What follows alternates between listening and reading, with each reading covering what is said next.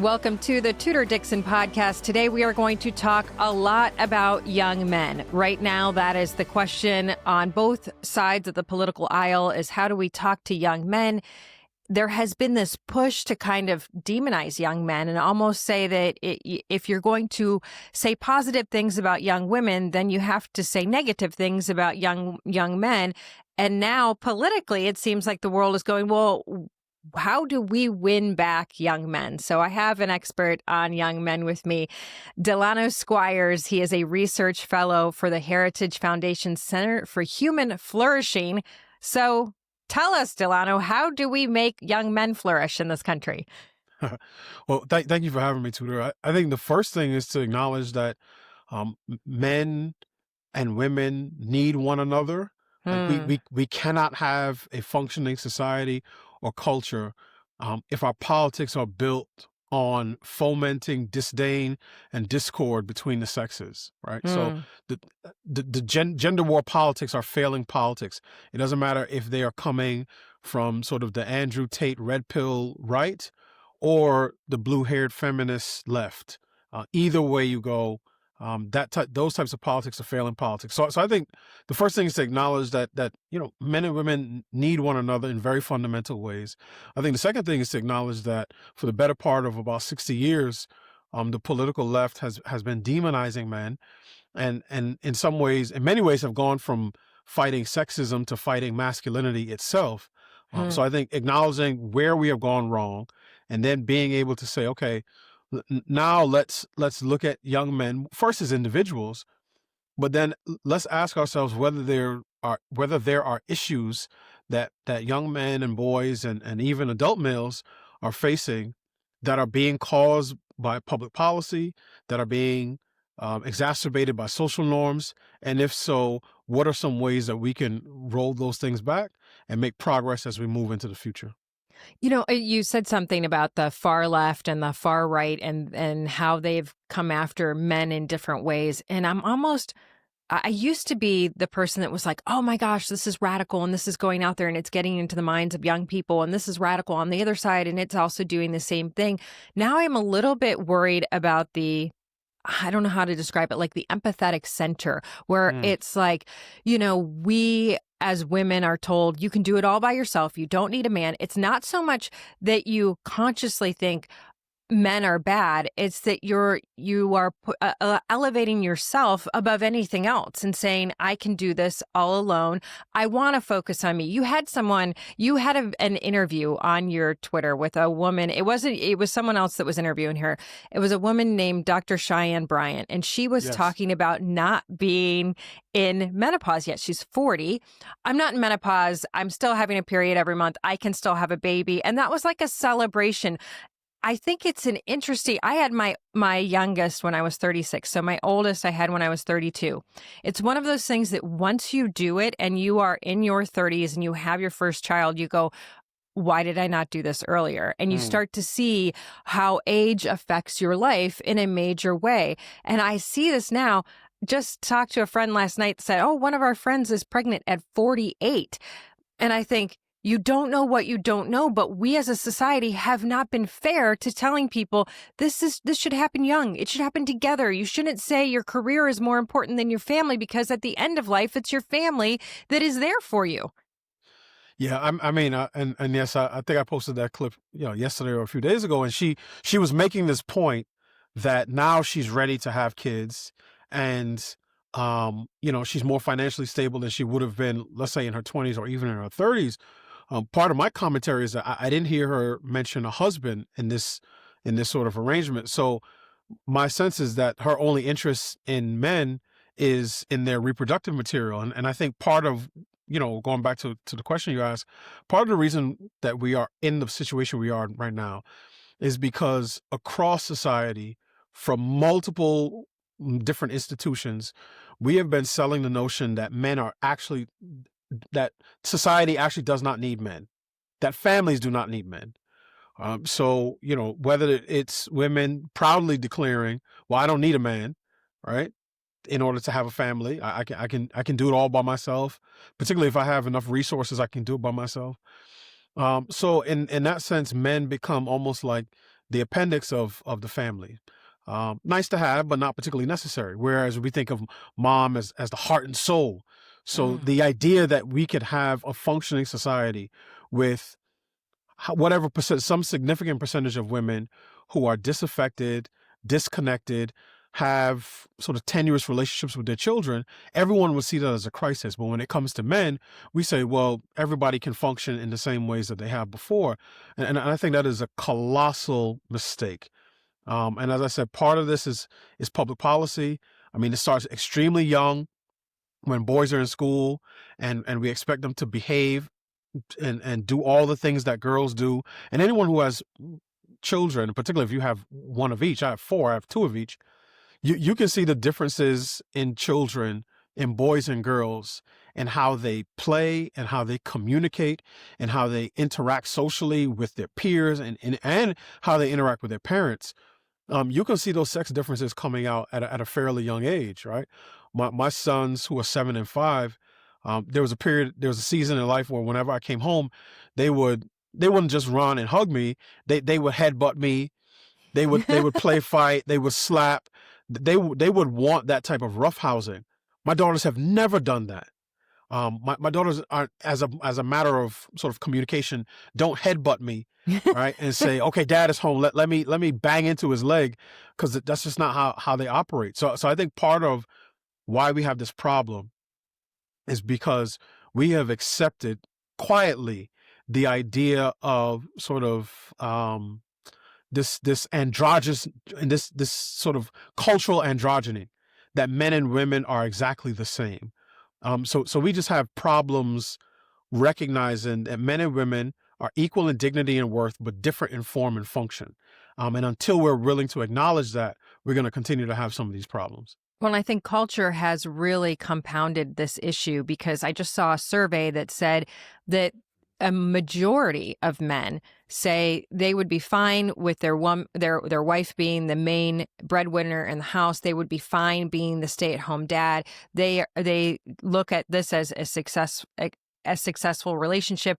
And I'm not saying that you can't be that, but I do believe that there are different roles. Just like you said that the young boy is different when dad comes in the house than the young girl. I also think that raising the family and being the one that is making lunch and teaching reading, there's a difference between mom and dad. And we have pushed this, like, there's no difference. There's no difference. Well, that's simply not true. But we've also created a society of men who have decided, I will let my wife go do the main breadwinning, go do the hard job, be the executive, and I'll stay home.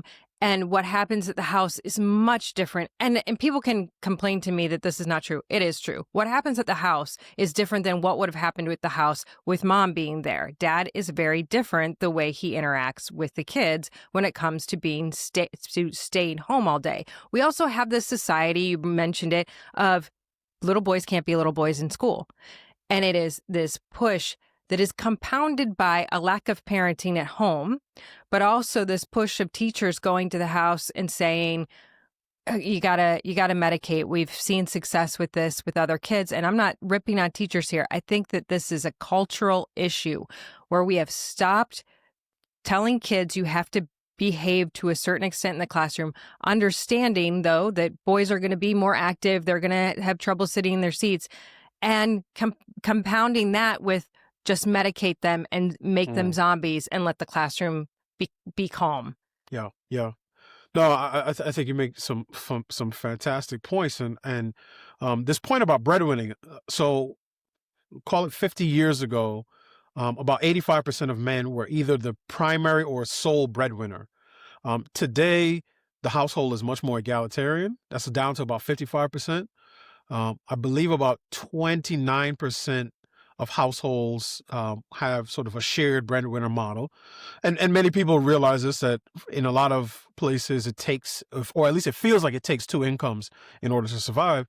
And then the remaining number of women are sole breadwinners. So that's still a fairly small percentage. But I think a couple of things have happened. One is that sort of in the post-second wave feminist world, the vocations of mother and wife have been degraded Hmm. across the culture. So the way I say it is this: our society celebrates any woman who runs a large, complex organization, unless it's her home. And we love women who dedicate Wow, that is themselves. such a good point. And likewise, we love women who dedicate themselves to training the next generation, unless it's their own children. Hmm. So part of it is that the fight of the Betty Friedan's and the Gloria Steinems wasn't just, oh, we need more access to education and economic opportunity for women. It was the home itself as a prison, and we need to free and liberate women from the home. And what that does is, again, it devalues those vocations, and it devalues the purpose of the home. So the root word for economy is a Greek word, oikonomia, that talks about the household. So it's actually about the household, and the household should be, and ideally, a hub of productive economic, spiritual, educational, social, and relational activity. But for a lot of people, it's just a place to lay your head.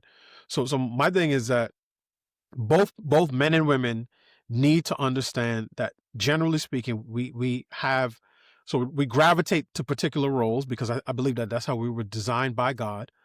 And what we've been doing for 60 plus years is fighting against our nature.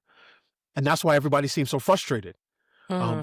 Because we've rejected the idea that there are particular roles that we are supposed to fill. And one of the things that I say, nobody's truly a feminist.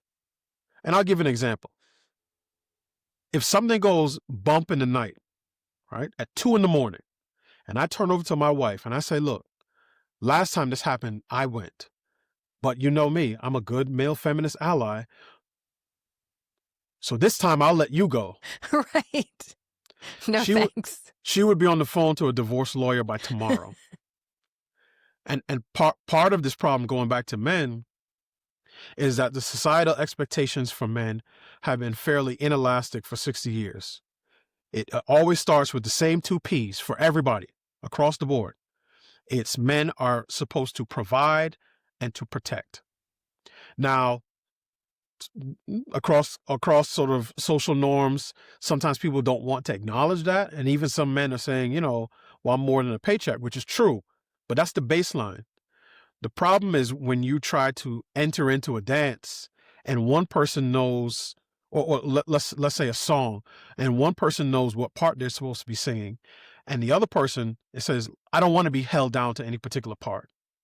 Because if you ask if anyone, men or women, okay, men are supposed to provide and protect. What are women supposed to do? Then you're going to get people say, well, I don't want to say what women are supposed to do because I don't want to Right. put boundaries around that. And this is where you have this discord between the sexes, and it's frustrating because oftentimes modern women are looking for traditional men, but don't expect men to want them to play traditional roles. And this is part of the disconnect between the sexes. So what I will say is I think that too often this modern woman role, what women aren't coming out and saying, the women who have gone through this and they have kids and they are the executive and they are married, they're not saying, well, that traditional role still falls on me. So ultimately, I've piled on a massive amount of work and we're stressed and we are tired and we are not giving our best to our kids because we are overworked. I saw something just a couple days ago, and it was one of these things on social media where a man said, my wife came to me and she said, it's December. I'm so stressed out. I'm so afraid I'm not going to get Christmas done. And he said, it'll work out. It's no big deal. It always works out. It'll work out. It's no big deal. And he said, I totally ignored what she said because I was like, once we get to Christmas, it'll happen. And he said, on Christmas Eve, I came downstairs and I saw her feverishly wrapping all the gifts by herself. Stressed. It was 2 a.m. I had been asleep. I came down and he said, in that moment, I realized what I had done. I had said, it'll work itself out. Christmas will come no matter what. He said, and then in that moment, I realized my wife is Christmas. And it hit me so hard because I was like, this is what women won't say, because we are afraid to admit it is so hard. We are afraid to admit we are overwhelmed. We are barely hanging on. But this mom was the perfect example of the wife who is working, who is getting the lunches made, who's driving the kids to school. And at the end of the night, she texts the kids in, and then she makes Christmas happen, which seems like a crazy, when you have four kids, I have 4 kids, you know, that night before you are like, I have just a few hours, you know, and that is just an example of what a woman is actually pulling all together. And so often the men are not even told, because nobody wants to admit, no, women have so much on their plates right now because they're doing it all. And that's the frustration, and I think that a lot of women feel, and part of that is because of the expectations that have been set. Yes. And for a lot of women, we've let it happen. Right. Like, they've heard we can have it all. And some people may say that's true, but you certainly can't have it all at the same time, because time is the one thing that they're not making more of, right? You can fake having more money. You can just run up credit. But no one has a credit card for time. So everybody gets the same number of hours, and trying to cram more and more things into those hours is increasingly difficult. I mean, my wife was a social worker in DC for about 5 years. I worked in DC government before coming to Heritage. We overlapped for about 5 years. We actually worked in the same building. Once we had our third child, we realized we were paying someone basically a mortgage to take care of our 2 younger children, and she was spending all day helping other people take care of their children. So we decided to cut out the middleman. She's been a stay-at-home mom and home educator for the last 5 years. And that in and of itself is a full-time job, right? She is basically running a bed and breakfast, and a schoolhouse, and sort of stewarding sort of an organization in and of itself. Those are like 3 full-time jobs. So the expectation that she would do those things and also work outside the home just puts a lot of stress on her, and it makes a lot of women feel burdened. This doesn't mean that every woman needs to be a stay-at-home mom or a home educator, but what I would say is that lifting up those vocations is one of the most important things that anyone in the public sphere could do, because those things are critically important. I think young men have been afraid to take on those traditional roles of even protect and provide, because they are afraid of stepping on the woman's toes. I hear so often now young men saying, I don't know if I should go up to a woman and say, oh, I caught a glimpse of you across the bar. You're beautiful, you know, because that's suddenly an insult, or opening the door on a first date. They don't know where they stand in this new world of feminism. And feminism used to be that, and it's gone to an even greater extreme. And we do have, when we talk about the extremes on the left and the right, we do have some also strange messaging coming out on the left and the right. And I will pick on the right now, because I've seen some really bizarre messaging coming out of the right, like this. I don't even like to say his name, but I see this interview with Nick Fuentes and Piers Morgan, and Piers Morgan is like, I mean, you hate women. Absolutely. Women are horrible. And this is a man who's never been in a relationship, never had any intimacy with a woman, never felt the attention or love of a woman. And you have to wonder, how is this messaging of becoming an asexual man? And yet he's saying that he wants to be the dominant cultural society leader in the United States. Oh, well, but he doesn't want to have any children of his own. Like, how did this happen, that we have this group of asexual men that hate women, but they want to be the dominant, like, this is a whites only group? Well, you're not going very far if that's your method. I mean, your analysis of Fuentes, and particularly his main message, is far more sophisticated than what I see on social media or what I hear from anyone else, because you're pointing out the tensions in his message. On one hand, Nick Fuentes will say that there's a white genocide going on, and white people are becoming a global minority. On the other hand, Nick Fuentes will say, he'll say, you know, I'll only marry a white woman, but he'll spend That will be 1 minute, and he'll spend the next 59 minutes talking about how much he doesn't like women.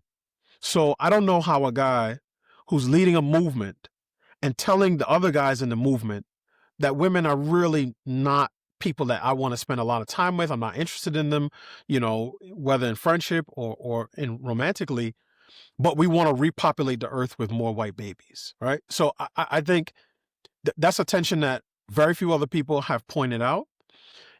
But I think it's important because of all the things that people accuse Nick Fuentes of, right? Racism, anti-Semitism, so on and so forth.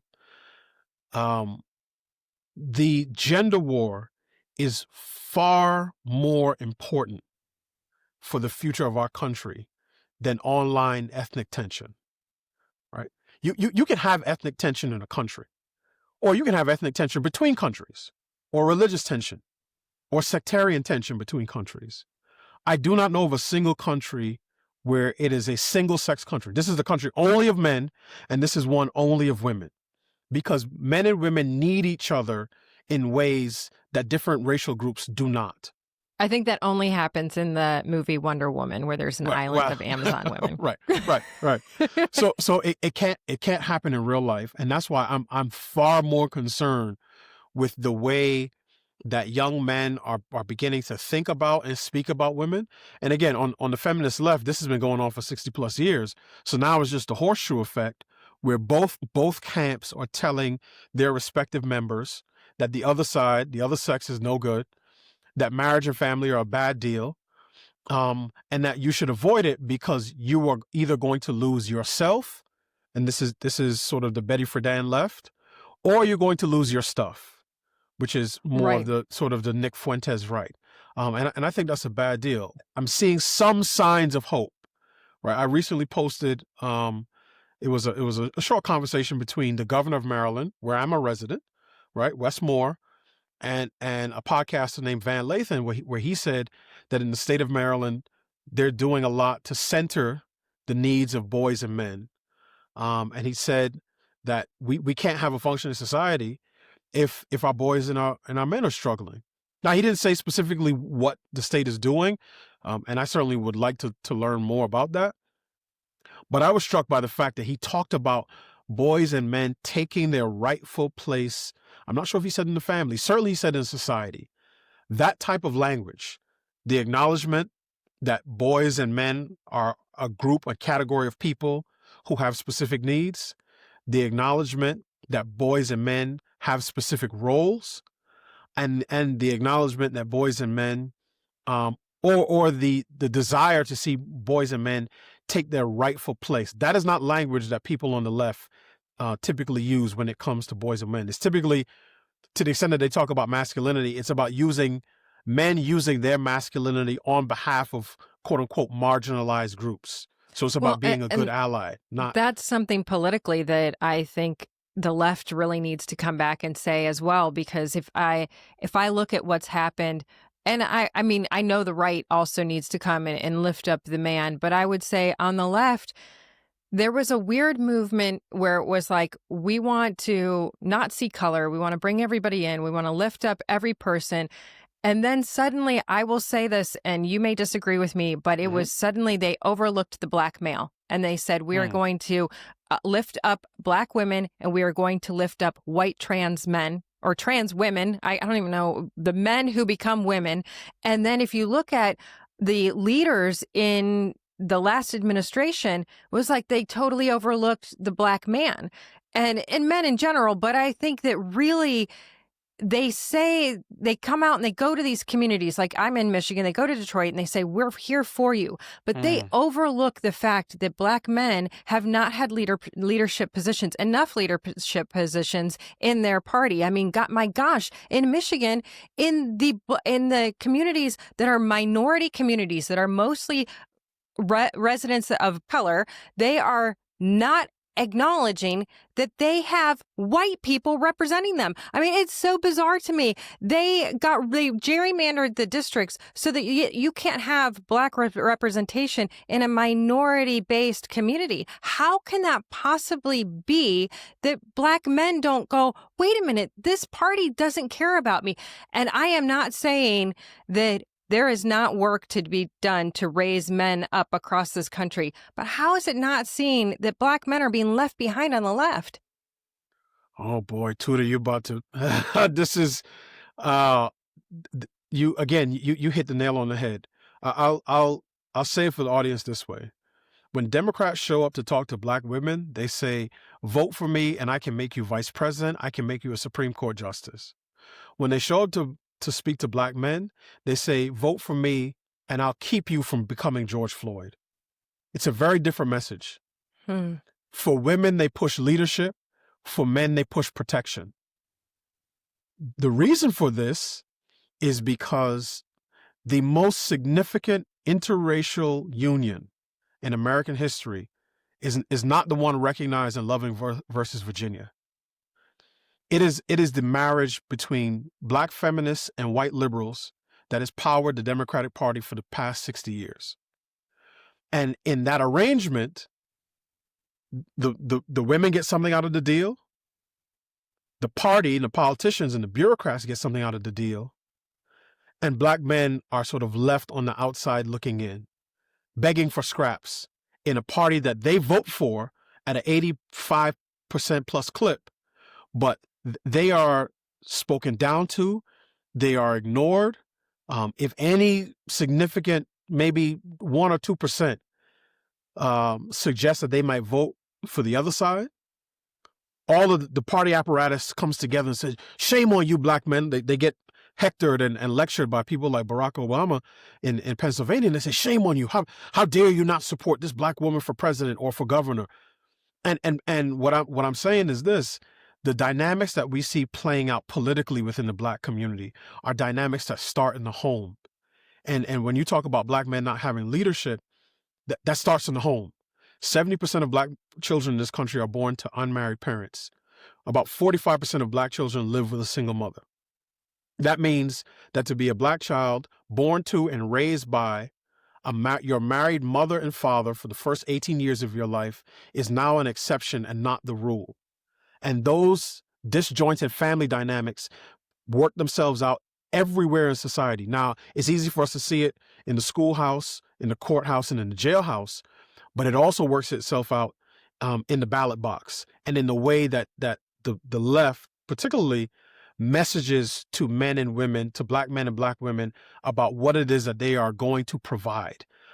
And what makes it worse is that the political machinery exacerbates the sex conflict, because they are constantly telling Black women that you are the backbone of the party. You save the party, you save democracy, you save the country, you save the world. And to Black men, what they say is, you guys should follow Black women. So it's interesting that you say that, because it's reminding me, I saw one of these man on the street interviews where they went and they interviewed a bunch of Black men about Kamala Harris. And they said, well, what do you think? And overwhelmingly, these men said, my mother would be so mad at me if I didn't vote for Kamala Harris. And I think if you look across the spectrum, men generally have huge respect for their mothers, regardless of their ethnic background. But in this case, it seemed like there was this innate understanding that I want to please my mother, and this is the party that will please women. Is that something that you see amongst Black men in your communities, in these communities? Yes, absolutely. Absolutely. The only place that you may hear guys saying something different may be a barbershop, where you have sort of a closed space that's primarily male dominated. But generally speaking, when the exit polling sort of, this makes sense, right? 80+% of Black men voted for Kamala Harris in 2024. 80+% of Black men vote for whoever the Democrat is for president for at least the last 6-7 election cycles. So that's not a surprise. But what happens is, let me draw this parallel. When Democrats, and this started in 2016, and they've done it for the last couple of election cycles, when they talk to white women, they say, don't be a part of the 53% that votes for Donald Trump, right? Don't follow your husband in terms of what he does at the ballot box. So for some of those women, let's say, center-right, moderate, there's a certain discomfort with publicly acknowledging, hey, no, I do want to vote for Trump. And partly is because, yes, I am in alignment with my husband. There's a similar reluctance for a subset of Black men who either will know in their heart of hearts, this party does not represent me or my values. It has no place for men in traditional homes and relationships or traditional modes of thought. But I'm going to do it because this is the right choice. This is the voting blue is the Black choice. That's how many of them will do it. And even for the ones who may have voted for Trump or vote conservative, if they do it silently. They're not posting bumper stickers and they're not wearing MAGA hats. There's a subset that will, and those people are out loud and proud to be conservative. I'll say it that way. But there's a chunk there in the middle who will go along because they don't want to fight either with their wife, their girlfriend, the mother of their children, or their mother. And that's why my hope is that as particularly the Black family becomes more intact, right? As we have a revival in marriage and a reconstruction of the family, and I'm actually writing a book on this very topic. My hope is that eventually what we'll see is that those household dynamics will begin to take shape and there'll be some order in the home because every other group of men vote more conservatively than the women. And the same thing for Black men. But again, the consistent messaging is that Black men should follow Black women when it comes to politics. And that is a message that I feel is unique to the Black community. Absolutely. But I also, it's resonating with me that we have a young men problem as I'm listening to you, regardless of race, we have a young men problem. And what you just said to me kind of shook me awake that we keep saying, how do we talk to young men? But it's young women who are dictating how young men should be thinking. And so how do we change that perception with young women? And I go back to the fact that when you are a young woman, you don't know what it is to be a mom and have a career and try to do all of the things while you are crapping all over young men. I mean, to not say it in any better way, when you are trashing the protect and provide model and you're saying, I don't need that, you suddenly get to a point where you can't come back out and say, actually, that was what I needed. Mm-hmm. How do we bring that back? How do we show young women that you can't do it by yourself? It's not that you can't do it. You can't do it alone. Well, I think part of this, I'll say it this way, this must start in the home. So for dads who are husbands, who have children, it's about mom and dad modeling sort of the right type of relationship, first and foremost, because more is caught than is taught. So it doesn't matter what I say as a dad. If my children see me mistreating my wife, if they see me abdicating my responsibilities in my home. So first and foremost is me playing my part, my God-given role. But we need more men, who are taking their families to church, who are leading them spiritually, who love their wives, so that a boy gets to see what it looks like when his dad truly loves his mom, right? When you truly love your wife. That doesn't mean you just roll over and well, whatever my wife says, I'm just the fifth child. No, no, that's not it. We don't lead by serving. We serve by leading. So when he gets to see you in that role, right, showing affection, protecting, decision making, all of those things, playing with him and your siblings, right, sort of helping to create an atmosphere of togetherness and unity in the home. Now you're giving him something to pattern himself after, but you're also giving your daughter something to look for in a potential mate. So I think a big part of it is modeling, as well as sort of the teaching and instructing that goes on as children go from very young to teenage to young adulthood. Well, I think this is so important for us to also consider politically what's going on right now. We have so many of these social media influencers who, I love what you said, you want to be taking your child to church. You want to be the leader, the spiritual leader of the home. And yet I see these influencers who they say they're Christian, but they are going in and they're attacking communities. They're attacking other faiths. They're saying that this faith is bad and they're going to destroy us. Instead of saying, hey, I want to get with my church and bring more people to my church, grow what I have, grow what I think is beautiful and right and valuable. Instead, I'm going to try to devalue what someone else has. And yet in those families, the father is the leader of the home. The father is home every night. There is a strong community and building of community and building of family. We have to focus. If you believe that Christianity is the future and that that is the way to live, you should focus inward. Say, how do I expand my church? How do I bring people into my area instead of trying to attack and shut down the others? And I think that's something that we have really struggled with in the conservative community. But the church will lead. I mean, the church will create culture, and it will create the culture that we as Christians would like to expand. And I think you hit on something in terms of one of the signs of the decline of men and boys in this country is the embrace of victimhood. And I've certainly seen this on the left for decades, and now I'm seeing the right doing the same thing.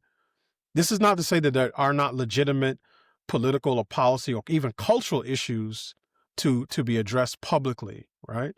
And that could be the compatibility of different cultures, whether East and West, different religious faiths. I'm okay with having some of those debates publicly. What worries me is when even I'll see some of the Christian pastors that I follow, they will act as if, well, all of the problems facing young men, and some of them will go even further and say young white men today, are problems that are caused by those people over there, by some external force. And I just don't think you can live life that way. That doesn't mean that there are never external forces acting upon you. But if I don't want to go out and look for a job, if I spend all day looking at porn, if I'm addicted to gambling, particularly sports gambling, if I don't have work ethic and I don't have drive and I won't save whatever little money that I have, and I choose not to approach a young woman that I see either at school or at church because I'm nervous that she'll reject me. It's not about some other community and what they're doing to me. I am not making the best use of the things that God has given me in my own life. And I'm trying to externalize my failures by pointing to someone else and saying, well, if they weren't here or if they weren't doing what they're doing, then my life would be perfect. And I just see that as a losing deal. So one of the things that young men have to learn is to embrace responsibility. Authority and responsibility are two sides of the same coin. And what we've seen, particularly with second wave feminism, is the desire for authority, but the rejection of responsibility. And this is something that has sort of permeated our culture now, where everyone says, no, I want the power. And as soon as they think that they have it, then they say, well, now you can't criticize me. No, it's not my fault. It's always someone else's fault. And this is a bipartisan, cross-ideological problem that we have in our country, that we see in politics, that we see in the culture, and that we see in our communities. And you can't have a functioning society where no one wants to take responsibility for anything. So that's why I think young men should embrace it. That doesn't mean everything is their fault. But what it does mean is that the things that are within my ability to control, I'm willing to do my part before I start blaming people for why my life doesn't look the way that it should. Yeah, that's very interesting. It is the woe is me of society. And when you look at some of these radical influencers, that is what they're telling young men. And I mean, one of the things that Nick Fuentes recently said was truly, if you got rid of this, if you got rid of this, if you got rid of women, if you got rid of black men, if you got rid of all these people, we would live in a utopia. Well, no, you wouldn't. That's ridiculous. And yet that is victimhood. And it's so well masked in empowerment. But you will live in a country where your future is your own. You are literally able to have whatever religion you want. You can date whoever you want. You can have as many children as you want. You are not limited here. But these people are telling you you're limited. And that is, I believe, really affecting the stamina, the libido, and the minds of our young men. And it makes me very sad to think about that. But I think you hit on something that we have been looking for so long. What are we doing? How do we talk to these young men? Well, we're combating this victimhood mindset that we never thought we had on the right, but we do have on the right. It's growing day by day. You've got Tucker Carlson going to Russia and being like, you'd be much happier if you lived in Russia. What the heck? What are you talking about? Like, that's nuts. And yet it is really pulling these people in because they have a big following and they've built credibility. So now they can kind of like tear things down. And that to me is what's so incredibly dangerous. You've been incredibly enlightening today. Thank you so much for coming on and talking about this stuff. I really appreciate it. So Delano Squires, tell people where they can follow you. They can follow me on X, aka Twitter, just at Delano, Delano, Squires, Squires. In the next few weeks, I'm going to post a link to my forthcoming book called The Vanishing Black Family, where I talk about some of these issues, particularly within the Black community. But again, a lot of it is generally applicable. Like we need to restore order between, within the home and between men, women, and the God who created us. So, but yeah, Twitter is probably the best place. I try to stay out of trouble, but not always. So, but you have such a good grasp on the differences between genders and the men and women and what we are losing there, and that human experience of intimacy and love and moving forward as a team. Those are things that I just think we don't have many people talking about. We don't have many men who are willing to come out and talk about this. I think this is something Charlie was uniquely speaking about. And that void has not been filled. In fact, that void instead has gone to this other radical side. And to have a man, a family man, who is able to articulate why that is important and give men something to look forward to, I just really appreciate that you're out there doing that. So thank you. Absolutely. Thank you. I appreciate it. Absolutely. And thank you all for joining us on the Tudor Dixon Podcast. As always, you can subscribe at the iHeartRadio app, Apple Podcasts, or wherever you get your podcasts. And you can watch the whole thing on Rumble or YouTube at Tudor Dixon. Join us next time and have a blessed day.